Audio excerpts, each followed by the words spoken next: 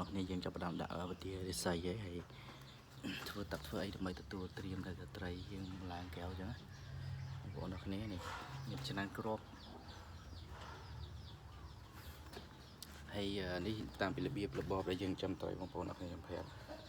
បើសិនជាយើងកាលណាយកមានរសឆាប់ទេយើងអាចប្រើជាមួយនេះស្លឹកជ័យក៏ដូចជាស្លឹកដូងបានប៉ុន្តែយកអាណាក្រៀមដើម្បីនឹងជាថ្នាំវាថ្នាំត្រជាក់ត្រីវាអត់មានការងាយឈឺក៏ដូចជាឆាប់បញ្ហាត្រីស្កកឬក៏ត្រីស្កកងាប់អីទេ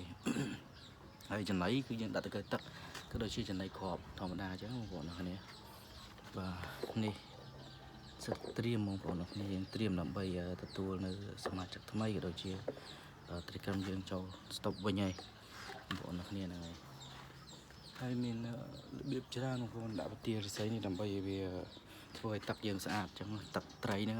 ពេលវាបឺតជាតិខិចជាតិអាចថៃអីទៅវាធ្វើទឹកស្អាតហើយវារិស័យខ្ពស់តាមហ្នឹងដើម្បីយើងលក់ត្រីលក់អីចឹងបងប្អូនអរគុណច្រើនបងប្អូនគ្នា